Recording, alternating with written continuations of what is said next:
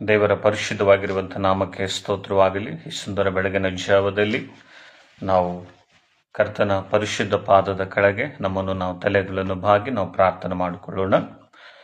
ಕೃಪಾ ಸತ್ಯ ಸಂಪೂರ್ಣನಾಗಿರುವ ತಂದೆ, ನಿಮ್ಮ ಪರಿಶುದ್ಧವಾಗಿರುವಂಥ ನಾಮಕ್ಕೆ ಮಹಿಮೆಯು ಘನವು ಪ್ರಭಾವ ಉಂಟಾಗಲಿ. ಈ ಸುಂದರ ಬೆಳಗಿನ ಜಾವದಲ್ಲಿ ನಿಮ್ಮ ಪ್ರಸನ್ನತೆಯನ್ನು ದೇವ ನೋಡಲು ಸ್ವಾಮಿ, ನಾವು ಕರ್ತನೆ ಸ್ವಾಮಿ, ದೂರದಿಂದ ನಾವು ಕಾಯ್ತಾ ಇದ್ದೇವೆ ಕರ್ತನೆ ಸ್ವಾಮಿ. ಈಗೋ ಸ್ವಾಮಿ, ಮಾತನಾಡುವುದು ಕರ್ತನೆ, ಅಲ್ಪನಾದ ನಾನಲ್ಲ ಸ್ವಾಮಿ, ನಿನ್ನ ಪ್ರಸನ್ನತೆಯಲ್ಲಿ ನೀವು ಸ್ವಾಮಿ ನಮ್ಮ ಕೂಡ ಮಾತನಾಡಬೇಕೆಂಬುದಾಗಿ ಪ್ರಾರ್ಥನೆ ಮಾಡ್ತಾ ಇದ್ದಾನೆ ಕರ್ತನ ಸ್ವಾಮಿ. ವಿಶೇಷವಾಗಿ ಕರ್ತ ಮತ್ತು ಸ್ವಾಮಿ, ಈ ಒಂದು ಕರ್ತನೆ ವೆಬ್ಸೈಟ್ ಗುಲ್ಗಲ್ ಸರ್ಕಲ್ ಆಫ್ ಸ್ಟೋನ್ ಎಂಬ ವೆಬ್ಸೈಟ್ ಮುಖಾಂತರವಾಗಿ ನಿಮ್ಮ ಸಂದೇಶವನ್ನು ದೇವರೇ ಅಪ್ಪ ವೀಕ್ಷಿಸುವ ಎಲ್ಲ ಮಕ್ಕಳನ್ನು ಕರ್ತ ಈ ಸುಂದರ ಬೆಳಗಿನ ಜಾವದಲ್ಲಿ ಆಶೀರ್ವಾದ ಮಾಡ್ತಿರುವುದಾಗಿ ನಂಬುತ್ತಾ ಇದ್ವು ಸ್ವಾಮಿ. ಅಡಿಯನು ಅಲ್ಪನಾಗಿರುವ ನನ್ನ ಸಂಗಡ ನೀವಿರಬೇಕೆಂಬುದಾಗಿ ಯೇಸು ಕ್ರಿಸ್ತನ ಉನ್ನತವಾಗಿರುವ ನಾಮದಲ್ಲಿ ಪ್ರಾರ್ಥಿಸಿ ಬೇಡು ಹೊಂದಿದ್ದೇನೆ ತಂದೆಯಾಗಿರುವಂಥ ದೇವರೇ, ಆಮೆನ್. ದೇವರ ಪರಿಶುದ್ಧವಾಗಿರುವಂಥ ನಾಮಕ್ಕೆ ಸ್ತೋತ್ರ ಉಂಟಾಗಲಿ. ಸಮಯ ಆಗಿದ್ದ ಪ್ರೇರೆ, ನಾವು ದೇವರ ವಾಕ್ಯಕ್ಕೆ ನೇರವಾಗಿ ಹೋಗೋಣ. ಈ ಸುಂದರ ಬೆಳಗಿನ ಜಾವದಲ್ಲಿ ದೇವಾದಿ ದೇವರು ನಮಗಾಗಿ ಹೇಗೋ ಕೊಡಲ್ಪಟ್ಟುವಂಥ ವೇದ ವಾಕ್ಯವನ್ನು ನಾವು ನೋಡುವುದಾದರೆ, ಯೆಶಾಯನ ಬರೆದ ಪ್ರವಾದನೆಯ ಗ್ರಂಥ 55ನೇ ಅಧ್ಯಾಯದ 6ನೇ ವಚನದಲ್ಲಿ ದೇವರು ಈ ರೀತಿಯಾಗಿ ಹೇಳ್ತಾ ಇದ್ದಾನೆ ಪ್ರಿಯರೇ, ಯೆಹೋವನು ಸಿಕ್ಕುವ ಕಾಲದಲ್ಲಿ ಆತನನ್ನು ಆಶ್ರಯಿಸಿರಿ, ಆತನು ಸಮೀಪವಾಗಿರುವಾಗ ಆತನನ್ನು ಬಿನ್ನಹ ಮಾಡಿರಿ. ದುಷ್ಟನು ತನ್ನ ದುರ್ಮಾರ್ಗವನ್ನು ಬಿಡಲಿ, ಕೆಡುಕನು ತನ್ನ ದುರಾಲೋಚನೆಗಳನ್ನು ತ್ಯಜಿಸಲಿ, ಯೆಹೋವನ ಕಡೆಗೆ ತಿರುಗಿಕೊಂಡು ಬರಲಿ, ಆತನು ಅವನನ್ನು ಕರುಣಿಸೋನು. ನಮ್ಮ ದೇವರನ್ನು ಆಶ್ರಯಿಸಿರಿ, ಆತನು ಮಹಾಕೃಪೆಯಿಂದ ಕ್ಷಮಿಸುವನು. ಯೆಹೋವನು ಈಗನ್ನುತ್ತಾನೆ, ನನ್ನ ಆಲೋಚನೆಗಳು ನಿಮ್ಮ ಆಲೋಚನೆಗಳಲ್ಲ, ನಿಮ್ಮ ಮಾರ್ಗಗಳು ನನ್ನ ಮಾರ್ಗಗಳಲ್ಲ ಎಂಬುದಾಗಿ ದೇವರ ವಾಕ್ಯದಲ್ಲಿ ನಾವು ನೋಡ್ತಾ ಇದ್ದೀವಿ ಪ್ರಿಯರೇ. ನನ್ನ ಪ್ರಿಯ ದೇವಿ ಜನಮೇ, ಈ ಸುಂದರ ಬೆಳಗಿನ ಜಾವದಲ್ಲಿ ದೇವರು ನಮಗೆ ಕೊಡಲ್ಪಡುವಂಥ ವಾಗ್ದಾನ ಏನೆಂಬುದಾಗಿ ನಾವು ನೋಡ್ತಾ ಇದ್ದೇವೆ, ಯೆಹೋವನು ಸಿಕ್ಕುವ ಕಾಲದಲ್ಲಿ ಆತನನ್ನು ಆಶ್ರಯಿಸಿರಿ ಎಂಬುದಾಗಿ. ಈ ದಿನ ನಾನು ಪ್ರಿಯ ದೇವಿ ಜನಮೇ, ಕರ್ತನಾಗಿರುವಂಥ ದೇವರು ಆ ದಿನಮಾನಗಳಲ್ಲಿ ಇಸ್ರಾಯೇಲರ ವಿಷಯದಲ್ಲಿ ಆತನು ಎಷ್ಟೋ ಒಂದು ಶ್ರದ್ಧೆಯನ್ನು, ಅವರ ವಿಷಯದಲ್ಲಿ ಅನೇಕವಾಗಿರುವಂಥ ಯೋಜನೆಗಳನ್ನು ಹಾಕಿಕೊಂಡಿರುವುದನ್ನು ನಾವು ನೋಡ್ತಾ ಇದ್ದೀವಿ ಪ್ರೇರೆ. ಇಲ್ಲಿ ನಾವು ನೋಡ್ತಾ ಇದ್ದೀವಿ ಪ್ರೇರೆ, ದೇವರ ಆತ್ಮನು ಇಸ್ರಾಯೇಲರಿಗೆ ಹಿಂದಿರುಗಿರಿ ಎಂಬ ಸಾರ್ವತ್ರಿಕ ಆಹ್ವಾನವನ್ನು ಆತನು ಅವರಿಗೆ ಕಳಿಸ್ತಾ ಇದ್ದನು ಪ್ರೇರೆ. ಯಾಕೆ ಕಳಿಸ್ತಾ ಇದ್ದಾನೆ? ಯಾಕೆ ಆತನ ಇಸ್ರಾಯೇಲರ ಮೇಲೆ ಅಷ್ಟು ಒಂದು ಮೊದಲೇ ಅವರ ಮೇಲೆ ಪ್ರೀತಿ ಎಂಬುದಾಗಿ ನಾವು ನೋಡುವಾಗ, ಆತನು ಅಬ್ರಹಾಮನು ಈಗೋ ಆತನ ಜೀವಿತ ಕಾಲದಲ್ಲಿ ದೇವರಿಗೆ ಭಕ್ತಿಯಿಂದ ಭಯದಿಂದ ಜೀವಿಸುವುದಕ್ಕಾಗಿ ದೇವರು ಅಬ್ರಹಾಮನಿಗೆ ಒಂದು ವಾಗ್ದಾನವನ್ನು ಕೊಡ್ತಾ ಇದ್ದಾನೆ. ನಾನು ನಿನ್ನ ಸಂತತಿಯನ್ನು ಈಗೋ ಆಶೀರ್ವದಿಸುವನು, ನಾನು ನಿನ್ನ ಸಂತತಿಯನ್ನು ನನ್ನ ಸ್ವಾಕೀಯ ಜನವಾಗಿ ನಾನು ಆರಿಸಿಕೊಂಡು ಅವುಗಳನ್ನು ನಾನು ಪೋಷಿಸಿ ನಡೆಸುವೆಂಬುದಾಗಿ ದೇವರು ವಾಗ್ದಾನ ಮಾಡುವುದನ್ನು ನಾವು ನೋಡ್ತಾ ಇದ್ದೀವಿ ಪ್ರೇರೆ. ಆ ವಾಗ್ದಾನ ಅನುಸಾರವಾಗಿ ಇಸ್ರಾಯೇಲರನ್ನು ತನ್ನ ಸ್ವಾಕೀಯ ತನ್ನ ಪ್ರೀತಿಯ ಜನವಾಗಿ ದೇವರು ಮುನ್ನಡೆಸುತ್ತಿರುವುದನ್ನು ನಾವು ನೋಡ್ತಾ ಇದ್ದನು ಪ್ರೇರೆ. ಕಾಲಘಟ್ಟಗಳು ಮುಗಿದವರು ಕೂಡ ದೇವರ ಪ್ರೀತಿ ಇಸ್ರಾಯೇಲರ ಮೇಲೆ ಸ್ವಲ್ಪವೂ ಕೂಡ ಮೊದಲೇ ಅದು ಕಮ್ಮಿ ಆಗಲಿಲ್ಲ. ಮೊದಲಿದ್ದ ಪ್ರೀತಿಯೇ ದೇವರು ಇಸ್ರಾಯೇಲರ ಮೇಲೆ ತೋರಿಸುವುದನ್ನು ನಾವು ನೋಡ್ತಾ ಇದ್ದೀವಿ ಪ್ರೇರೆ. ಯಾಕಂದ್ರೆ ಇಲ್ಲಿ ಮೇಲೆ 1ನೇ ವಚನದಿಂದ ನಾವು 13ನೇ ವಚನದವರೆಗೆ ಅಲ್ಲಿ ನಾವು ನೋಡುವಾಗ ಒಂದು ಅದ್ಭುತವಾಗಿರುವಂಥ ಮಾತುಗಳನ್ನು ದೇವರಲ್ಲಿ ಬರೆಯುವುದನ್ನು ನಾವು ನೋಡುತ್ತಾ ಇದ್ವಿ. ಯಾಕಂದ್ರೆ ಒಂದು ಕುಟುಂಬದ ಯಜಮಾನನು ತನ್ನ ಕುಟುಂಬದ ಯೋಗಕ್ಷೇಮಕ್ಕಾಗಿ ಆ ಕುಟುಂಬವನ್ನು ಯಾವ ರೀತಿಯಾಗಿ ಈಗ ಅದು ಒಳ್ಳೆ ರೀತಿಯಲ್ಲಿ ಸಮಾಜದಲ್ಲಿ ಒಳ್ಳೆಯದಾಗಿ ಇರಬೇಕು, ಒಳ್ಳೆಯ ಒಂದು ಮಾರ್ಗದಲ್ಲಿ ಹೋಗಬೇಕು, ಒಂದು ಒಳ್ಳೆ ಸ್ಥಿತಿಗತಿಗಳಲ್ಲಿ ಕಾಣಲ್ಪಡಬೇಕೆಂಬುದಾಗಿ ಎಷ್ಟು ಆಲೋಚನೆ ಮಾಡ್ತಾ ಇದ್ದನೋ ಒಂದು ಒಳ್ಳೆ ಕುಟುಂಬದ ಯಜಮಾನನು, ಅದೇ ರೀತಿಯಾಗಿ ಕೂಡ ದೇವಾದ ದೇವರು ಇಸ್ರಾಯೇಲರು ಭೂಮಿಯಲ್ಲಿ ಅವರು ವಿಶೇಷವಾಗಿರಬೇಕು, ಅವರು ಆಶೀರ್ವದಿಸಲ್ಪಟ್ಟ ಜನವಾಗಿರಬೇಕು, ಅವರಿಗೆ ಒಂದು ವಿಶೇಷವಾಗಿರುವಂಥ ಕೃಪೆ ಇರಬೇಕೆಂಬುದಾಗಿ ಅನೇಕ ರೀತಿಯಾಗಿ ಆಸೆ ಪಡುವುದನ್ನು ನಾವು ನೋಡ್ತಾ ಇದ್ದೀವಿ ಪ್ರೇರೆ. ಅದಕ್ಕಾಗಿ ಎಲೈ ಬಾಯಾರಿದ ಸಕಲ ಜನರೇ ನೀರಿನ ಬಳಿಗೆ ಬನ್ನಿರಿ, ಹಣವಿಲ್ಲದವನು ಸಹ ಬರಲಿ, ಈಗ ಬನ್ನಿರಿ, ಕೊಂಡುಕೊಳ್ಳಿರಿ, ಉಣ್ಣಿರಿ, ಬಂದು ದ್ರಾಕ್ಷಾರಸವನ್ನು ಹಾಲನ್ನು ಹಣ ಕೊಡದೆ ಕ್ರೈಲ್ಲದೆ ತೆಗೆದುಕೊಳ್ಳಿರೆಂಬುದಾಗಿ ದೇವರವರಿಗೆ ವಾಗ್ದಾನಗಳನ್ನು ಅಲ್ಲಿ ನಾವು ಕೊಡ್ತಾ ಇದ್ದು ಪ್ರೇರೆ. ಇಲ್ಲಿ ನಾವು ನೋಡುವಾಗ ದ್ರಾಕ್ಷಾರಸವು ಎಂಬುದಾಗಿ ನಾವು ನೋಡುವಾಗ ಈ ಭೂಲೋಕದಲ್ಲಿ ನಮಗೆ ಕೊಡಲ್ಪಡುವ ಸಂತೋಷದ ಬಗ್ಗೆ ನಾವು ಮಾತನಾಡಬಹುದು ಪ್ರೇರೆ. ಈ ಲೋಕದಲ್ಲಿ ಸಂತೋಷಕ್ಕಾಗಿ ಈ ದಿನ ಮನುಷ್ಯರು ಅನೇಕ ರೀತಿಯಾಗಿ ವ್ಯಥಪಡ್ತಾ ಇದ್ದರು ಪ್ರೇರೆ. ಸಮಾಧಾನ ಇಲ್ಲದ ಜೀವಿತಗಳು, ಈಗ ಕುಟುಂಬದಲ್ಲಿ ಎಲ್ಲ ಇದ್ದು ಕೂಡ ಮೊದಲೇ ಈ ದಿನ ಸಂತೋಷ ಇರುವುದಿಲ್ಲ, ಸಮಾಧಾನ ಇರುವುದಿಲ್ಲ ಪ್ರೇರೆ. ಆದರೆ ದೇವರು ತನ್ನ ಪ್ರಿಯ ಮಕ್ಕಳಿಗೆ ಇದನ್ನು ಉಚಿತವಾಗಿ ನಾನು ಕೊಡುತ್ತೇನೆ ಎಂಬುದಾಗಿ ಇಲ್ಲಿ ವಾಗ್ದಾನ ಮಾಡುವುದನ್ನು ನಾವು ನೋಡ್ತಾ ಇದ್ದೀವಿ ಪ್ರೇರೆ. ಅದೇ ರೀತಿಯಾಗಿ ನಾವು ನೋಡುವಾಗ ಮತ್ತು ಅಲ್ಲಿ ಇನ್ನೊಂದು ಮಾತು ಕೂಡ ದೇವರು ಹೇಳ್ತಾ ಇದ್ದೇನೆ, ಮತ್ತೆ ಹಣ ಕೊಡದೆ ಎಂಬುದಾಗಿ ನಾವು ನೋಡುವಾಗ ಈ ದಿನ ಮತ್ತೆ ನಾವು ಯಾವ ಹಣ ಕೊಡದೆ ದೇವರ ವಾಕ್ಯಗಳು ನಮಗೆ ಉಚಿತವಾಗಿ ಸಿಗುವಂತವಾಗಿದೆ. ಅವುಗಳಿಂದ ನಾವು ಅನೇಕವಾಗಿರುವಂತಹ ಆಧರಣೆಯನ್ನು ನಾವು ಹೊಂದಬಹುದು ಪ್ರಿಯ ದೇವಜನಮೇ. ಅದಕ್ಕಾಗಿ ಈ ಬೆಳಗಿನ ಜಾವದಲ್ಲಿ ನಮ್ಮ ಕೂಡ ಮಾತನಾಡಲು ದೇವರು ಒಂದು ವಿಷಯವನ್ನು ಪ್ರತ್ಯೇಕಿಸ್ತಾ ಇದ್ದನು ಪ್ರೇರೆ. ಏನೆಂಬುದಾಗಿ ನೋಡುವಾಗ ಈ ದಿನ ಯಾರೆಲ್ಲ ಆತನ ಸ್ವರಕ್ಕೆ, ಆತನ ಆಹ್ವಾನಕ್ಕೆ ಈ ದಿನ ಕಿವಿಗೊಟ್ಟು ಆತನನ್ನು ಯಾರು ಆಶ್ರಯಿಸ್ತಾರೋ ಈ ಬೆಳಗಿನ ಜಾವದಲ್ಲಿ ಅವರು ಆಶೀರ್ವಾದಗಳನ್ನು ಹೊಂದುತ್ತಾರೆ ಎಂಬುದಾಗಿ ಕರ್ತನಾಗಿರುವಂತಹ ದೇವರು ಒಂದು ಕರೆಯನ್ನು ನಮಗೆ ಆತನು ಕೊಡುವ ಆತನಾಗಿದ್ದಾನೆ. ಯಾಕಂದ್ರೆ ಈ ದಿನ ನಾವು ಆಲೋಚಿಸುವಂತ ಆಲೋಚನೆಗಳು ಈ ಭೂಲೋಕ ಸಂಬಂಧವಾಗಿ, ಕುಟುಂಬ ಸಂಬಂಧವಾಗಿ, ವ್ಯಕ್ತಿಗತವಾಗಿ ಕಾಣಲ್ಪಡುತ್ತವೆ. ಆದರೆ ಆತನ ಆಲೋಚನೆಗಳು ನಮ್ಮ ವಿಷಯದಲ್ಲಿ ಅವು ಎಷ್ಟೋ ಉನ್ನತವಾಗಿ, ಶಿಖರದಷ್ಟು ದೊಡ್ಡವಾಗಿದೆ ಎಂಬುದಾಗಿ ನಾವು ದೇವರ ವಾಕ್ಯದಲ್ಲಿ ನಾವು ನೋಡ್ತಾ ಇದ್ದೀವಿ. ಅದಕ್ಕಾಗಿ ದೇವರು ದಾವೀದನ ವಿಷಯದಲ್ಲಿ ಅದೇ ಮಾತನ್ನು ಆತನು ಹೇಳ್ತಾ ಇದ್ದಾನೆ. ನಾವು 89ನೇ ಕೀರ್ತನೆಗೆ ನಾವು ಬರುವಾಗ ದೇವರಲ್ಲಿ ಅದ್ಭುತವಾಗಿರುವಂತ ನುಡಿಗಳನ್ನು ದಾವೀದನ ಬಗ್ಗೆ ಆತನು ಹೇಳ್ತಾ ಇದ್ದಾನೆ. ಆಕಾಶದಲ್ಲಿ ಈಗ 3ನೇ ವಚನದಲ್ಲಿ ನಾವು ನೋಡ್ತಾ ಇದ್ವಿ, ನಾನು ನುಡಿದಿದ್ದೇನೆಂದರೆ ನಾನು ಆರಿಸಿಕೊಂಡ ಸೇವಕನಾದ ದಾವೀದನು ನನ್ನ ಸಂಗಡ ಒಡಂಬಡಿಕೆ ಮಾಡಿಕೊಂಡು ಆಣೆಯಿಟ್ಟು ಶಾಶ್ವತವಾಗಿ ನಿನ್ನ ಸಂತತಿಯನ್ನು ಸ್ಥಾಪಿಸುವನೆಂಬುದಾಗಿ ದಾವೀದನಿಗೆ ದೇವರಿ ಒಂದು ವಾಗ್ದಾನವನ್ನು ಕೊಡ್ತಾ ಇದ್ದಾನೆ. ದಾವೀದನ ವಿಷಯದಲ್ಲಿ ನಾವು ನೋಡುವಾಗ ದೇವರು ಆತನ ವಿಷಯದಲ್ಲಿ ಏನೆಲ್ಲ ಅನ್ನುಕೊಂಡನೋ ಆ ಎಲ್ಲ ಕಾರ್ಯಗಳನ್ನು ದಾವೀದನ ವಿಷಯದಲ್ಲಿ ದೇವರು ಮಾಡಿದನೆಂಬುದಾಗಿ ನಾವು ನೋಡ್ತಾ ಇದ್ದೇವೆ ಪ್ರೇರೆ. ಅದಕ್ಕಾಗಿ ನನ್ನ ಪ್ರಿಯ ದೇವಜನಮೇ, ಈ ಸುಂದರ ಬೆಳಗಿನ ಜಾವದಲ್ಲಿ ನಾವುಗಳು ಒಂದು ತೀರ್ಮಾನಕ್ಕೆ ನಾವು ಬರೋಣ ಪ್ರೇರೆ. ನಾವು ಕರ್ತನನ್ನು ಆಶ್ರಯಿಸುವುದಾದರೆ ಈ ದಿನ ನಮಗೆ ಇರುವಂತಹ ಸ್ಥಿತಿಗತಿಗಳು ಏನೇ ಆಗಿರಲಿ ಅವೆಲ್ಲವುಗಳನ್ನು ಕರ್ತನು ನಮ್ಮಿಂದ ದೂರಪಡಿಸುವಂತ ದೇವರತನಾಗಿದ್ದಾನೆ ಪ್ರೇರೆ. ಇಲ್ಲಿ ನಾವು ನೋಡುವಾಗ ಅದರ ವಿಷಯದಲ್ಲಿ ಕೆಲವು ಆಲೋಚನೆಗಳನ್ನು ನಾನು ಮಾಡಿದೆ. ದೇವರೇ, ನೀನು ಏನು ಹೇಳಬೇಕೆಂಬುದಾಗಿ ನಾನು ಆಲೋಚಿಸುವಾಗ ಕೆಲವು ವ್ಯಕ್ತಿಗಳನ್ನು ದೇವರಲ್ಲಿ ಪರಿಚಯ ಮಾಡಿಕೊಟ್ಟ. ಯಾರೆಲ್ಲ ಕರ್ತನನ್ನು ಆಶ್ರಯಿಸಿಕೊಂಡವರು ಅವರ ಜೀವಿತಗಳು ಎಷ್ಟೋ ಆಶೀರ್ವಾದಕರವಾಗಿ, ಎಷ್ಟೋ ರಮ್ಯಕರವಾಗಿ ಕಾಣಲ್ಪಡುವುದನ್ನು ನಾವು ನೋಡ್ತಾ ಇದ್ದೀವಿ ಪ್ರೇರೆ. ನಾವು ನೋಡ್ತಾ ಇದ್ದೀವಿ. ಮೊದಲನೇದಾಗಿ ನಾವು ನೋಡುವಾಗ ಮತ್ತು ಆದಿಕಾಂಡ ಯೋನ ಗ್ರಂಥ 3ನೇ ಅಧ್ಯಾಯದಲ್ಲಿ ನಾವು ನೋಡುವಾಗ 4 ಮತ್ತು 5, 9, 10 ವಚನಗಳಲ್ಲಿ ನಾವು ನೋಡುವಾಗ ನಿನೆವೆಯ ಜನರು ದೇವರನ್ನು ಆಶ್ರಯಿಸಿದರೆಂಬುದಾಗಿ ನಾವು ನೋಡ್ತಾ ಇದ್ದೇವೆ. ಅಲ್ಲಿ ಯೋನ ಒಂದು ಪ್ರಕಟಣೆ ಓಡಿಸ್ತಾ ಇದ್ದಾನೆ. ಈಗೋ ನೀವೆಲ್ಲ ಸಾಯಲಿದ್ದೀರಿ, ದೇವರ ಕೋಪ ನಿಮ್ಮ ಮೇಲೆ ಅಪಾರವಾಗಿದೆ, ಅದಕ್ಕಾಗಿ ಈ ದಿನ ನಿಮ್ಮ ನೀವು ಇನ್ನು ಜೀವಿಸುವುದು ಸ್ವಲ್ಪವೇ, ಅಲ್ಪವೇ, ಯಾಕಂದ್ರೆ ದೇವರ ಕೋಪ ನಿಮ್ಮ ಮೇಲೆ ಬಲವಾಗಿದೆ ಎಂಬುದಾಗಿ ಪ್ರಕಟಣೆ ಪಡಿಸ್ತಾನೆ. ಇದೆಲ್ಲ ಕೇಳಿದಂತ ಅಲ್ಲಿನ ಜನ, ರಾಜ ಮತ್ತೆ ಆಳು ಎಲ್ಲರೂ ಕೂಡ ತಮ್ಮ ಮನಸ್ಸುಗಳನ್ನು ಬದಲಾಯಿಸಿಕೊಂಡವರು ಆ ದೇವರ ಕರೆಗೆ. ಅಯ್ಯೋ, ದೇವರು ನಮ್ಮನ್ನು ನಾಶಪಡಿಸ್ಬಿಡ್ತಾನೇನೋ, ದೇವರು ನಮ್ಮನ್ನು ಈಗೋ ಈ ಭೂಮಿ ಮೇಲೆ ಇಲ್ಲದೆ ಹಾಗೆ ಮಾಡಿಬಿಡ್ತಾನೆಂಬುದಾಗಿ ಭಯಪಟ್ಟು ರಾಜನ ಮೊದಲುಗೊಂಡು ಹಾಳಿನವರೆಗೂ ಅಲ್ಲೆಲ್ಲರೂ ಕೂಡ ಉಪವಾಸ ದಿನವನ್ನು ಅವರು ಗೊತ್ತು ಮಾಡಿಕೊಂಡರು ಪ್ರೇರೆ. ಒಂದು ಸಮಯ ನನಗೆ ನಿನಗೆ ಕೊಡಲ್ಪಟ್ಟಿದೆ ಈ ಭೂಲೋಕದಲ್ಲಿ ಇರುವಾಗ. ಆ ಸಮಯ ದೇವರ ಬಗ್ಗೆ ಯೋಚಿಸುವಂತ ಸಮಯ, ನನ್ನನ್ನು ನಾನು ಕರ್ತನಿಗೆ ಒಪ್ಪಿಸಿಕೊಳ್ಳುವಂತ ಸಮಯ, ನಾನು ರಕ್ಷಣೆ ಹೊಂದುವಂತ ಸಮಯ, ನನ್ನ ಈಗ ನನಗಿರುವಂತ ಎಲ್ಲ ಹವ್ಯಾಸಗಳಿಂದ ನನ್ನನ್ನು ನಾನು ಬದಲಾಯಿಸಿಕೊಳ್ಳುವಂತ ಸಮಯ, ನನ್ನ ಮನಸ್ಸನ್ನು, ನನ್ನ ಹೃದಯವನ್ನು ನನ್ನನ್ನು ನಾನು ಬದಲಾಯಿಸಿಕೊಂಡು ಕರ್ತನಿಗೆ ಒಪ್ಪಿಸಿಕೊಡುವಂತ ಒಂದು ಸಮಯ ದೇವರು ನಿಮಗೆ ಕೊಟ್ಟಿದ್ದಾನೆ.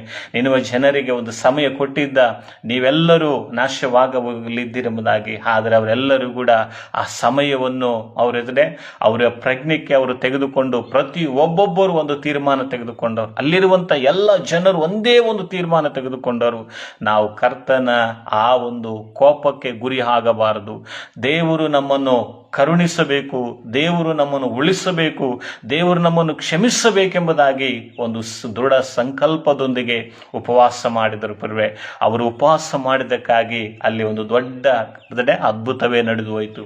ಯಾವ ವಿಷಯದಲ್ಲಿ ಈಗೋ ದೇವರು ಕೋಪವುಳ್ಳವನಾಗಿದ್ದನೋ ಆ ಪಟ್ಟಣದ ಮೇಲೆ ದೇವರ ದಯವು ಕನಿಕರು ಹುಟ್ಟಿತೆಂಬುದಾಗಿ ನಾವು ನೋಡ್ತಾ ಇದ್ದೇವೆ ಪ್ರಿಯರೇ. ಅದೇ ರೀತಿಯಾಗಿ ಈ ಬೆಳಗಿನ ಜಾವದಲ್ಲಿ ಕರ್ತನು ಸಿಕ್ಕುವ ಕಾಲದಲ್ಲಿ ನಾವು ಹುಡುಕೋಣ ಪ್ರಿಯರೇ.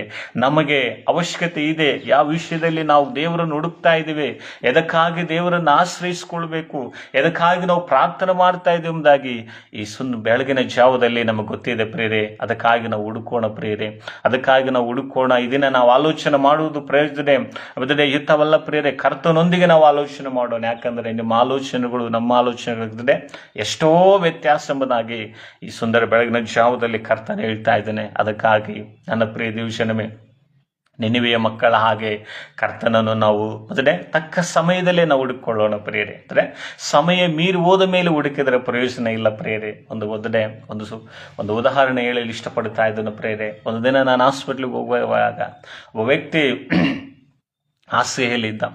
ಆ ವ್ಯಕ್ತಿ ವಿಷಯದಲ್ಲಿ ನಾವು ಪ್ರಾರ್ಥನೆ ಮಾಡಿದ್ವಿ. ಅವರು ಒಂದು ಮಾತು ಅವರು ಹೇಳಿದರು, ಅಯ್ಯ, ವಯಸ್ಸಾದವರು, ಅಯ್ಯ, ಇಲ್ಲಿವರೆಗೂ ನಾನು ಕರ್ತನಲ್ಲಿದ್ದೆ, ಆದರೆ ಒಂದು ವೇಳೆ ಅವರಿಗೆ ಹೊಸ ಬ್ಲಡ್ ಒಂದು ವಯಸ್ಸಾದ ಒಂದು ವ್ಯಕ್ತಿ ಅವರೆದುರೆ ಬ್ಲಡ್ ಇರಿಸುವಾಗ ನಾನು ಒಂದೇ ಪ್ರಾರ್ಥನೆ ಮಾಡಿ, ದೇವ್ರೆ, ಇದು ಯಾರದೋ ರಕ್ತ, ಆದರೆ ಈ ವ್ಯಕ್ತಿಗೆ ನಾವು ಈ ವ್ಯಕ್ತಿಯ ದೇಹಕ್ಕೆ ಇದನ್ನು ಕಳಿಸುವಾಗ ಆದರೆ ಇದನ್ನು ತಿಳಿದುಕೊಳ್ಳುವಂಥ ಶಕ್ತಿ ಈತನಿಗೆ ಕೊಡೆಂಬುದಾಗಿ ನಾನು ಪ್ರಾರ್ಥನೆ ಮಾಡಿದೆ. ಅದಾದ ಮೇಲೆ, ಅಯ್ಯ, ಇಲ್ಲಿವರೆಗೂ ಎಲ್ಲ ನೋಡಿದೆ, ಆದರೆ ದೇವರ ಕೃಪೆ, ಇದು ನಾನು ಯೇಸುವಿನ ರಕ್ತ ಎಂಬುದಾಗಿ ನಾನು ಅಂದುಕೊಳ್ಳುತ್ತೀನಿ.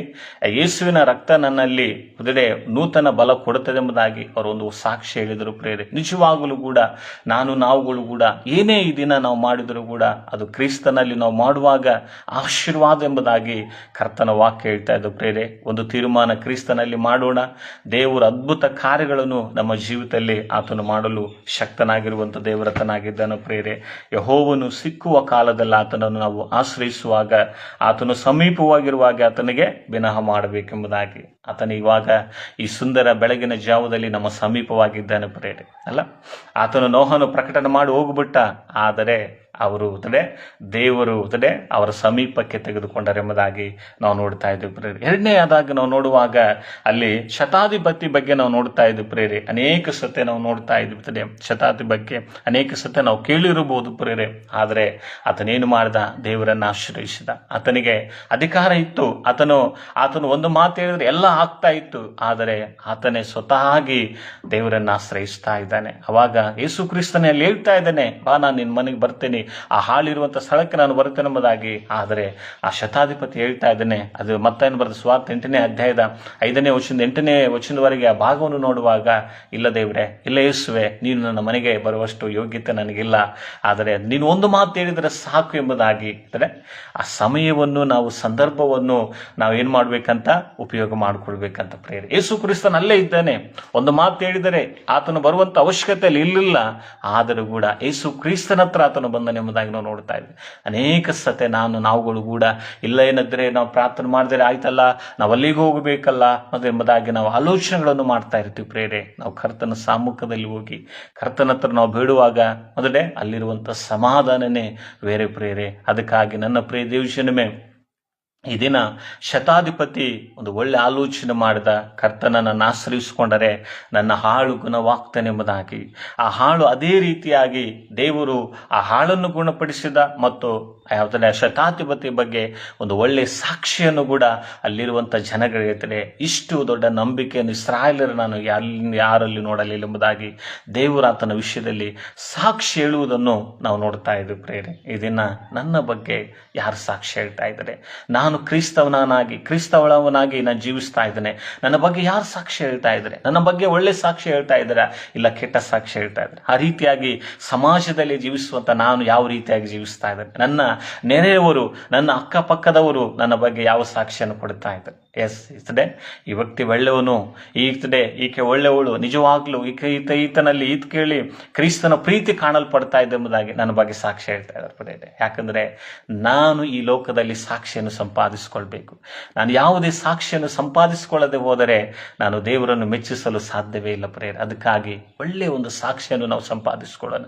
ಶತಾಧಿಪತಿ ಹಾಗೆ ನಾವು ಒಳ್ಳೆಯ ಸಾಕ್ಷಿಯನ್ನು ಸಂಪಾದಿಸಿಕೊಳ್ಬೇಕಾದ್ರೆ ದೇವರನ್ನು ಆಶ್ರಯಿಸಬೇಕು. ಬೆಳಗಿನ ಜಾವದಲ್ಲಿ ದೇವರನ್ನು ಆಶ್ರಯಿಸುವುದಾದರೆ ಖಂಡಿತವಾಗಿ ಈ ಲೋಕದಲ್ಲಿ ನಾವು ಯಾವ ರೀತಿಯಾಗಿ ಸಾಕ್ಷಿಗಳನ್ನು, ಒಳ್ಳೆಯ ಸಾಕ್ಷಿಗಳನ್ನು ಸಂಪಾದಿಸಿಕೊಳ್ಳಬೇಕೋ ದೇವರು ನಮಗೆ ಮಾರ್ಗಗಳನ್ನು ಏರ್ಪಡಿಸುವ ಆತನಾಗಿ. ಅದಕ್ಕಾಗಿ ಅಲ್ಲಿ ಈ ವಚನದಲ್ಲಿ ಆತನು ಹೇಳ್ತಾ ಇದ್ದಾನೆ, ಆತನು ಸ್ಪಷ್ಟವಾಗಿ ಹೇಳ್ತಾ ಇದ್ದಾನೆ. ಆತನೇನು ಮಾಡ್ತಾ ಇದ್ದಾನೆ ಪ್ರೇರೆ, ಆತನು ಯೆಹೋವನು ಸಿಕ್ಕುವ ಕಾಲದಲ್ಲಿ ಆತನು ಸಮೀಪವೂ ಇಲ್ಲ, ಆತನಿಗೆ ಬಿನ್ನಹ ಮಾಡಿರಿ ಎಂಬುದಾಗಿ ದೇವರು ಹೇಳ್ತಾ ಇದ್ದಾನೆ. ಕೆಡುಕನು ತನ್ನ ದುರಾಚೆಗಳನ್ನು ತ್ಯಜಿಸಲಿ, ಯೆಹೋವನ ಕಡೆಗೆ ತಿರುಗಿಕೊಂಡು ಬರಲಿ, ಆಶ್ರಯಿಸಲಿ ಎಂಬುದಾಗಿ. ಅಂದರೆ ನಾವು ನಮ್ಮಲ್ಲಿರುವಂಥ ಯಾವುದೇ ಭಾವ ಮತ್ತು ಮನಸ್ಥಿತಿಗಳನ್ನು ಇದನ್ನು ಬಿಡಬೇಕಂತ ಪ್ರೇರೆ ಅಲ್ಲ, ಬಿಟ್ಟು ನಾವು ಪ್ರಾರ್ಥನೆ ಮಾಡಬೇಕು ದೇವರ ಸಮ್ಮುಖದಲ್ಲಿ. ಆಗಲೇ ದೇವರ ಆಶೀರ್ವಾದ ನಮ್ಮ ಜೀವಿತದಲ್ಲಿ ಬರುವಂಥದ್ದಾಗಿದೆ ಪ್ರೇರೆ. ಇನ್ನೊಂದು ಮಾತು ನಾವು ನೋಡುವಾಗ ಮತ್ತು ಲೂಕನ ಬರೆದ ಸುವಾರ್ತೆ 7ನೇ ಅಧ್ಯಾಯದ 36ನೇ ವಚನದಲ್ಲಿ 39ವರೆಗೆ ನಾವು ನೋಡುವಾಗ ಅಂದರೆ ಪಾಪಿಯಾದ ಸ್ತ್ರೀ ಯೇಸುವನ್ನು ಆಶ್ರಯಿಸಿಕೊಂಡಳೆಂಬುದಾಗಿ ನಾವು ನೋಡ್ತಾ ಇದ್ದು ಪ್ರೇರೆ. ಲೂಕನ ಬರೆದ ಸುವಾರ್ತೆಗೆ ನಾವು ಬರೋಣ ಪ್ರೇರೆ. ಲೂಕನ ಬರೆದ ಸುವಾರ್ತೆಯಲ್ಲಿ ನಾವು ನೋಡ್ತಾ ಇದ್ವು, ಒಬ್ಬ ಪಾಪಿಯಾಗಿರುವಂಥ ಸ್ತ್ರೀ ಯೇಸು ಕ್ರಿಸ್ತನ ಹತ್ರ ಬರ್ತಾ ಇದ್ದಾರೆ. ಯಾವ ಸ್ಥಿತಿಯಲ್ಲಿ ಆಕೆ ಬರ್ತಾ ಇದ್ದಾಳೆ ಎಂಬುದಾಗಿ ಅಲ್ಲಿ ನಾವು ನೋಡುವುದಾದ್ರೆ ಪ್ರಿಯ ದಿವಸನಮೇ,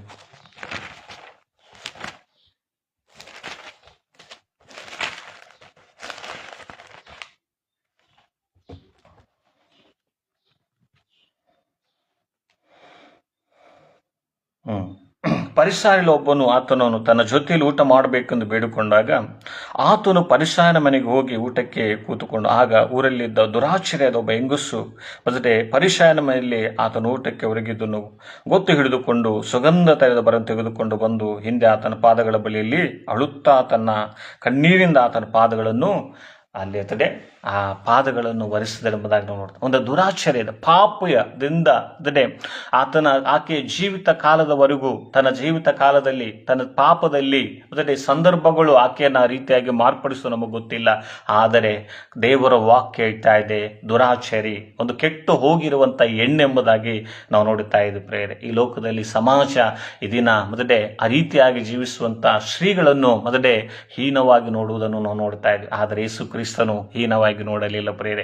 ಆಕೆಯನ್ನು ಪ್ರೀತಿಸಿ ಆಕೆ ಏನು ಮಾಡ್ತಾ ಇದ್ದಾಳೆ ಎಲ್ಲವನ್ನು ಗಮನಿಸ್ತಾ ಇದ್ದ ಪ್ರೇರೆ. ಆದರೆ ಅಲ್ಲಿ ಸುತ್ತಲೂ ಯೇಸು ಕ್ರಿಸ್ತನ ಸುತ್ತಲಿರುವಂಥ ಜನರು ಅದನ್ನು ನೋಡಿ ಈ ದುರಾಚೆಯ ಹೆಣ್ಣನ್ನು ಯಾಕೆ ಗದರಿಸ್ತಾ ಇಲ್ಲ ಯೇಸು ಕ್ರಿಸ್ತನು, ಯಾಕೆ ಈಕೆಯನ್ನು ಹೊರಗೆ ಹೋಗಿ ಎಂಬುದಾಗಿ ಹೇಳ್ತಾ ಇಲ್ಲ ಎಂಬುದಾಗಿ ಎಲ್ಲರೂ ತಮ್ಮೊಳಗೆ ಗುನುಗುಡ್ತಾ ಇದ್ರು ಪ್ರೇರೆ. ಆಕೆ ಅಳುತ್ತಾ ತನ್ನ ಕಣ್ಣೀರಿಂದ ಪಾದಗಳನ್ನು ಒರೆಸ್ತಾ ಇದ್ದಾಳೆ ಪ್ರೇರೆ. ಒರೆಸ್ತಾ ಇರುವಾಗ ಆತನು ಹೇಳ್ತಾ ಇರುವಂತ ಮಾತನ್ನು ನೋಡ್ತಾ ಇದ್ದೀವಿ ಪ್ರೇರೆ. ಅಲ್ಲಿ 39ನೇ ವಚನದಲ್ಲಿ ನಾವು ನೋಡುವಾಗ ಆ ತೈಲವನ್ನು ಹಚ್ಚಿದ ದುರಾಶಿಯವರು ಪ್ರಾಗದಲ್ಲಿ ತನ್ನನ್ನು ಮುಟ್ಟಿ ಹೆಂಗಸು ಇಂಥವಳನ್ನು ತಿಳಿದುಕೊಳ್ಳಲು ಅಂದುಕೊಂಡು, ಅದಕ್ಕೆ ಯೇಸು, ಸಿಮೋನನೇ, ನಾನು ನಿನ್ನ ಮನೆಗೆ ನಿನಗೆ ಹೇಳಬೇಕಾಗಿರುವಂತ ಹೇಳಬೇಕಾಗದ ಬಂದು ಮಾತದೆ. ಅದಾಗ ಅವನು, ಬೋಧಕನೇ ಹೇಳು ಅಂದನು. ಆಗ ಯೇಸು, ಒಬ್ಬ ಸಹಕಾರನಿಗೆ 2 ಸಾಲಗಾರರಿದ್ದರು ಎಂಬುದಾಗಿ ಅಲ್ಲಿ ವಚನಗಳನ್ನು ನೋಡುವಾಗ ಆ 48ನೇ ವಚನಕ್ಕೆ ನಾವು ಬರುವಾಗ ಆಕೆ ವಿಷಯದಲ್ಲಿ ದೇವರು ಹೇಳ್ತಾ ಇದ್ದಾನೆ, ಮಗಳೇ ನಿನ್ನ ಪಾಪಗಳು ಕ್ಷಮಿಸಲ್ಪಟ್ಟೆ ಎಂದು ಹೇಳಿದನು. ಆತನ ಸಂಗಡ ಊಟಕ್ಕೆ ಒದರ್ಕೊಂಡವರು ಪಾಪಗಳನ್ನು ಸಹ ಕ್ಷಮಿಸಬಲ್ಲವನು. ಇವನ್ಯಾರು ಎಂದು ತಮ್ಮ ಅಂದುಕೊಂಡವರು. ಆದರೆ ಆತನು ಆ ಹೆಂಗಸಿಗೆ, ನಿನ್ನ ನಂಬಿಕೆ ನಿನ್ನನ್ನು ರಕ್ಷಿಸಿದೆ, ಸಮಾಧಾನದಿಂದ ಹೋಗು ಎಂಬುದಾಗಿ ಅಲ್ಲಿ ಹೇಳ್ತಾ ಇದ್ದಾರೆ. ಆ ಭಾಗದಲ್ಲಿ ನಾವು ನೋಡುವಾಗ ಆ ಶ್ರೀ ವಿಷಯದಲ್ಲಿ ದೊಡ್ಡ ಸಾಕ್ಷ್ಯನು ದೇವರು ಹೇಳ್ತಾ ಇರುವುದನ್ನು ನಾವು ನೋಡ್ತಾ ಇದ್ದು ಪ್ರೇರೆ. ಯಾಕೆ ಹೇಳಿದ ದೇವರು ಯಾರು ತಮ್ಮನ್ನು ತಾವು ತಗ್ಗಿಸಿಕೊಂಡು, ಅವರು ಎಷ್ಟೇ ದೊಡ್ಡ ತಪ್ಪುಗಳನ್ನು ಮಾಡಿದಿರುವುದು, ತಮ್ಮನ್ನು ತಾವು ತಗ್ಗಿಸಿಕೊಂಡು ಕರ್ತನ ಸಮ್ಮುಖಕ್ಕೆ ಬರುವುದಾದರೆ ಆತನು ಕ್ಷಮಿಸುವಂತ ದೇವರು ಎಂಬುದಾಗಿ ಆ ಶ್ರೀ ದೇವರನ್ನು ಆಶ್ರಯಿಸಿಕೊಂಡು ಈ ಲೋಕದಲ್ಲಿ ನಾನು ಮತ್ತೆ ನನ್ನ ಹೊಸ ಜೀವಿತ ಪ್ರಾರಂಭ ಮಾಡಬೇಕಾದರೆ, ಹೊಸ ಜೀವಿತ ನಾನು ಪ್ರಾರಂಭಿಸಬೇಕಾದರೆ ಯೇಸು ಕ್ರಿಸ್ತನ ಹತ್ರ ಹೋದ್ರೇ ನಾನು ಹೊಸ ಜೀವಿತ ಪ್ರಾರಂಭ ಮಾಡಲು ಸಾಧ್ಯ. ಈ ದಿನ ನನ್ನ ಮೇಲಿರುವಂಥ ಈ ಮಚ್ಚೆ, ಈ ಒಂದು ಅವಮಾನ, ಈ ನಿಂದೆ ಹೋಗಬೇಕಾದರೆ ನಾನು ಯೇಸು ಕ್ರಿಸ್ತನ ಹಿಂಬಾಲಿಸಬೇಕು. ಯೇಸು ಕ್ರಿಸ್ತನ ಹಿಂಬಾಲಿಸುವುದಾದರೆ ಖಂಡಿತವಾಗಿ ಇನ್ನು ಮುಂದೆ ನಾನು ಈ ಸ್ಥಿತಿ, ಈ ಒಂದು ನಿಂದೆ, ಈ ಒಂದು ಅವಮಾನ, ಈ ಒಂದು ಈ ಹೆಸರಿಂದ ನಾನೇನು ಮಾಡ್ತೇನೆ, ವಿಮುಕ್ತಳಾಗ್ತೇನೆ, ಈ ಪಾಪದಿಂದ ವಿಮುಕ್ತಳಾಗ್ತೇನೆ, ಈ ಕೆಟ್ಟ ಹೆಸರಿನಿಂದ ವಿಮುಕ್ತಳಾಗ್ತೇನೆ ಎಂಬುದಾಗಿ ಆಕೆ ಒಂದು ದೃಢವಾದ ಸಂಕಲ್ಪದೊಂದಿಗೆ ದೇವರ ಹತ್ರ ಹೋದಳೆಂಬುದಾಗಿ ನಾವು ನೋಡ್ತಾ ಇದ್ದೀವಿ. ಅದೇ ರೀತಿಯಾಗಿ ಆ ಎಲ್ಲ ನಿಂದೆಗಳನ್ನು, ಎಲ್ಲ ಅವಮಾನಗಳನ್ನು ದೇವರು ತಾನು ತೆಗೆದುಕೊಂಡು ಆ ಮಗಳಿಗೆ, ಮಗಳೇ ನಿನ್ನ ಪಾಪ ಕ್ಷಮಿಸಲ್ಪಟ್ಟಿದೆ, ನಿನ್ನ ಸಮಾಧಾನದಿಂದ ಹೋಗಿ ಎಂಬುದಾಗಿ ಕರ್ತನಾಕಿಗೆ ಹೇಳುವುದನ್ನು ನಾವು ನೋಡ್ತಾ ಇದ್ದೀವಿ ಪ್ರೇರೆ. ಇನ್ನೊಂದು ಮಾತು ನಾವು ನೋಡುವುದಾಗಿ, ಕೊನೆಯದಾಗಿ ನೋಡ್ತಾ ಇರುವಾಗ ಯೇಸು ಕ್ರಿಸ್ತನ ಬಗ್ಗೆ ನಾವು ನೋಡ್ತಾ ಇದ್ದೀವಿ ಪ್ರೇರೆ. ಅಲ್ಲ, ಯೇಸು ಕ್ರಿಸ್ತನು ಕೂಡ ಈ ಲೋಕದಲ್ಲಿ ಆತನು ಸೇವೆ ಮಾಡಿದ ಅದ್ಭುತವಾಗಿರುವಂತಹ ಸೇವೆ, ಅನೇಕರನ್ನು ಬಿಡಿಸಿದ, ಅನೇಕ ದೈವಗಳನ್ನು, ಅನೇಕವಾಗಿರುವಂತಹ ಮನುಷ್ಯರನ್ನು ಎಬ್ಬಿಸಿದ. ಆದರೆ ಆತನು ಕೂಡ ಒಬ್ಬರನ್ನು ಆಶ್ರಯಿಸುವಂತ ಸಂದರ್ಭ ಬಂತೆಂಬುದಾಗಿ ನಾವು ನೋಡ್ತಾ ಇದ್ದೀವಿ. ಅಲ್ಲ, ಆತನು ಕೂಡ, ಯಾಕಂದ್ರೆ ಆತನು ತನ್ನ ದೈವತ್ವವನ್ನು ಬಿಟ್ಟು ಮನುಷ್ಯನಾಗಿ ಲೋಕಕ್ಕೆ ಬಂದ. ಆದರೆ ಆತನು ಕೂಡ ಒಬ್ಬ ಆತನನ್ನು ಆಶ್ರಯಿಸಿಕೊಂಡ. ಗೆತ್ಸೆಮನೆ ತೋಟದಲ್ಲಿ ನಾವು ನೋಡ್ತಾ ಇದ್ದೇವೆ. ಲೂಕನ ಬರೆದ ಸುವಾರ್ತೆ 22ನೇ ಅಧ್ಯಾಯದ 39ನೇ ವಚನದಲ್ಲಿ ನಾವು ಅದನ್ನೇ ಆ ವಚನಗಳಿಂದ ನಾವು ಅಲ್ಲಿ ಪ್ರಾರಂಭ ಮಾಡುವಾಗ, ಗೆತ್ಸೆಮನೆ ತೋಟದಲ್ಲಿ ದೇವರು ಯೇಸು ಕ್ರಿಸ್ತನು ತನ್ನ ತಂದೆಯಾಗಿರುವಂತಹ ದೇವರನ್ನು ಆಶ್ರಯಿಸಿದ ಪ್ರೇರೆ. ಯಾಕಂದ್ರೆ ಆ ಸ್ಥಿತಿ, ಮುಂದೆ ಆಗಿರುವಂತಹ ಎಲ್ಲ ಸ್ಥಿತಿಗಳನ್ನು ದೇವರು ನೆನೆಸಿ ಭಯಾಗ್ರತನಾದ, ಇದನ್ನು ನಾನು ಜಯಿಸಬಲ್ಲೆನಾ ಇಲ್ಲೆಂಬುದಾಗಿ, ಯಾಕಂದ್ರೆ ನನ್ನ ಈ ಶರೀರ ಅದನ್ನು ತಟ್ಟುಕೊಳ್ಳುತ್ತದೆ ಇಲ್ಲೆಂಬುದಾಗಿ ಅದನ್ನು ಬಯತನಾದ್ರೆ, ತಂದೆ ನಿನ್ನ ಚಿತ್ತವಾದರೆ ಈ ಪಾತ್ರವನ್ನು ನಿರ್ಧರಿಸಿ, ಹೇಗೂ ನನ್ನ ಚಿತ್ತ ಅಲ್ಲ, ನಿನ್ನ ಚಿತ್ತದೇ ಅಂತ ಆಗಲೆಂಬುದಾಗಿ ಪ್ರಾರ್ಥನೆ ಮಾಡಿದ, ಕಣ್ಣೀರಿನಿಂದ ಪ್ರಾರ್ಥನೆ ಮಾಡಿದ. ಆ ಪ್ರಾರ್ಥನಾ ಕಣ್ಣೆತ್ತದೆ, ಆ ಬೆವರು ಭೂಮಿಗೆ ಇದೆ ಕಂಪಿಸಿದೆಂಬುದಾಗಿ ನಾವು ನೋಡ್ತಾ ಇದ್ವಿ ಪ್ರೇರೆ. ಅದೇ ರೀತಿಯಾಗಿ ನನ್ನ ಪ್ರಿಯ ದೇವಶನಮೇ, ಆತನು ಎಷ್ಟೋ ಹೊತ್ತು ಪ್ರಾರ್ಥನೆ ಮಾಡಿ ಶಿಷ್ಯರಿಗೆ ನನಗೋಸ್ಕರ ಪ್ರಾರ್ಥನೆ ಮಾಡಿರೆಂಬುದಾಗಿ ಹೇಳಿದ ಪ್ರೇರೆ. ಯೇಸು ಕ್ರಿಸ್ತನನ್ನೇ ಶ್ರಮಗಳು ಬಿಟ್ಟಿರಲಿಲ್ಲ ಪ್ರೇರೆ. ನಾವೆಂಥವ್ರು ಪ್ರೇರೆ ಅಲ್ಲ. ಶ್ರಮೆ ಬಂದಾಗ, ಸಂಕಟ ಬಂದಾಗ ನಾವು ದೇವರನ್ನು ತೊರೆಯುವುದು, ಪ್ರಾರ್ಥನೆ ಬಿಡುವುದು, ದೇವರ ವಾಕ್ಯಗಳನ್ನು ಉಳಿದುವುದು ನಮ್ಮ ಮೂರ್ಖತನ. ಪ್ರಾರ್ಥನೆ ಮಾಡಬೇಕು. ಶ್ರಮ ಬಂದಾಗನೇ ಇನ್ನು ಅಧಿಕವಾಗಿ ನಾವು ಅದನ್ನೇ ಆಶೀರ್ವಾದಕ್ಕೆ ನಾವು ಪಾತ್ರ ಆಗ್ತೀವಿ ಪ್ರೇರೆ. ನಾವು ಯಾವ್ದೇ ಜಜ್ಜಲ್ಪಟ್ಟ ಸಮಯದಲ್ಲೇ ನಾವು ಇನ್ನೂ ಕರ್ತನನ್ನು ಆಳವಾಗಿ ತಿಳಿದುಕೊಳ್ಳಲು ಸಾಧ್ಯವಾಗ್ತದೆ. ಸಮಯಕ್ಕೆ ನಾವು ಅದನ್ನೇ ಆ ಸಂದರ್ಭಗಳಿಗೆ, ಈಗೋ ಸಮಸ್ಯೆಗಳಿಗೆ ಭಯಪಟ್ಟು ನಾವು ಓಡುವುದಾದರೆ ನಿಜವಾಗ್ಲೂ ನಾವು ಮೂರ್ಖರಾಗ್ತೇವೆ ಪ್ರೇರೆ. ಅಲ್ಲೇ ಇದ್ದು ನಾವು ಎದುರಿಸುವವರಾಗಿ, ನಾವು ಯಾವಾಗ ಎದುರಿಸುವ ಸಮಸ್ಯೆಗಳನ್ನು ನಾವು ಎದುರಿಸುವುದಿಲ್ಲ ಪ್ರೇರೆ. ನಮ್ಮ ಮುಂದೆ ಆತನು ನಮಗೆ ಹಿಂಬಲವಾಗಿ ಮುಂಬಲವಾಗಿ ಆತನು ಇರುವಂತ ದೇವರತನಾಗಿದ್ದಾನೆ ಪ್ರೇರೆ. ಆತನು ಹಿಂಬಲವು ಮುಂಬಲವಾಗಿರುವ ದೇವರತನಾಗಿದ್ದಾನೆ ಪ್ರೇರೆ. ಅದಕ್ಕಾಗಿ ಆತನು ನನ್ನ ಪಕ್ಷವಾಗಿ ಯುದ್ಧ ಮಾಡುತ್ತಾನೆಂಬುದಾಗಿ ನಂಬಿಕೆಯಿಂದ ಆತನನ್ನು ಆಶ್ರಯಿಸ್ರಿ ಪ್ರೇರೆ. ಖಂಡಿತವಾಗಿ ಆತನು ನಿಮ್ಮನ್ನು ಬಲಪಡಿಸುವ ಆತನಾಗಿದ್ದಾನೆ. ಕೊನೆಯದಾಗಿ ನಾವು ನೋಡುವಾಗ ಅಲ್ಲಿ ಅಪೊಸ್ತಲ ಕಾರ್ಯಗಳು 8ನೇ ಅಧ್ಯಾಯದಲ್ಲಿ ಕೂಡ ಒಂದು ಮಾತು ಬರೆಯಲ್ಪಟ್ಟಿದೆ ಪ್ರೇರೆ. ಅಲ್ಲಿ ನಾವು ನೋಡ್ತಾ ಇದ್ದೇವೆ, ಕಂಚುಕಿಯು ಕ್ರಿಸ್ತನಿಂದ ಬರುವ ರಕ್ಷಣೆಗಾಗಿ ಆತನನ್ನು ಆಶ್ರಯಿಸಿದ ಎಂಬುದಾಗಿ ನೋಡ್ತಾ ಇದ್ದಲ್ಲ. ಆತನೇನ್ ಮಾಡ್ತಾರೆ, ಕಂಚುಕಿಯು ಕ್ರಿಸ್ತನಿಂದ ಆದಂತಹ ರಕ್ಷಣೆಯನ್ನು ಮೊದಲೇ ಆಶ್ರಯಿಸಿದ ಎಂಬುದಾಗಿ ನೋಡಿ. ಫಿಲಿಪನು ದೇವರ ಆತ್ಮನು ಫಿಲಿಪನಿಗೆ ಹೇಳ್ತಾ ಇದ್ದಾನೆ, ಫಿಲಿಪನ ಏನ್ ಮಾಡ್ತಿದ್ದೀನಿ ನೀನೆಲ್ಲ ಎಂಬುದಾಗಿ. ಹಿಂದೆ ಏನ್ ಮಾಡಲಿದ್ದೇವ್ರೆ ಅಂದ್ರೆ ಎಲ್ಲ ಓಡಿಸ್ಬಿಟ್ರು, ಎಲ್ಲಲ್ಲಿ ಗೊಂದಲ ಆಗ್ತಾ ಇದೆ, ಏನ್ ಮಾಡ್ಬೇಕಂತ ಗೊತ್ತಾಗ್ತಾ ಇಲ್ಲ. ಆದ್ರೆ ಒಂದು ಕೆಲಸ ಮಾಡಿ, ನೀನು ಅಲ್ಲಿ ಕಂಚುಕಿ ಬರಿತಾ ಇದ್ದಾನೆ, ಅವನ ರಥದ ಹಿಂದೆ ನೀನು ಓಡೆಂಬುದಾಗಿ ಪವಿತ್ರ ಆತ್ಮ ಹೇಳುವಾಗ ಆತನ ಅದೇ ರೀತಿಯಾಗಿ ಓಡ್ತಾ ಇದ್ದಾನೆ. ಆತನು ಯೆಶಾಯನ ಬರದ ಒಂದು ಸುರುಳಿಯನ್ನು ಆತನು ಓದುವಾಗ ಕಂಚುಕಿಯನ್ನು ಪ್ರಶ್ನೆ ಮಾಡಿಲ್ಲ, ನೀನು ಏನು ಓದ್ತಾ ಇದ್ದೇನೆ ಗೊತ್ತಾಗ, ಯಾರಾದ್ರೂ ನನಗೆ ಇದ್ರ ಬಗ್ಗೆ ವಿವರಣೆ ಕೊಡದೆ ಹೋದ್ರೆ ನನಗೆ ಹೇಗೆ ತಿಳಿದಿತ್ತು ಎಂಬುದಾಗಿ. ಅವಾಗ ಆತನ ಜೊತೆ ಕುಂತು ಅದರ ಬಗ್ಗೆ ಆಳವಾದ ಸಂಗತಿಗಳನ್ನು ಯೇಸು ಕ್ರಿಸ್ತನ ಬಗ್ಗೆ ಆ ಕಂಚುಕಿಗೆ ವಿಷಯಕ್ಕೆ ಹೇಳುವಾಗ ಆತನು ಅಲ್ಲೇ ದಾರಿಯಲ್ಲಿ ನೀರನ್ನು ಕಂಡು, ಈಗೋ ನನಗೆ ರಕ್ಷಣೆ ಹೊಂದುವುದಕ್ಕೆ ಏನಾದರೂ ಅಡ್ಡಿ ಇದಿಲ್ಲ ಎಂಬುದಾಗಿ, ಆದರೆ ಅಡ್ಡಿ ಇಲ್ಲ ಎಂಬುದಾಗಿ ಹೇಳಿದರೆ ನೀರಿನಲ್ಲಿ ನನಗೆ ದೀಕ್ಷಾಸ್ನಾನ ಕೊಡೆಂಬುದಾಗಿ ತನ್ನನ್ನು ತಾನು ಕ್ರಿಸ್ತನಿಗೆ ಒಪ್ಪಿಸಿಕೊಟ್ಟಿರುವುದನ್ನು ನಾವು ನೋಡ್ತಾ ಇದ್ದೇವೆ ಪ್ರೇರೆ. ಅಂದರೆ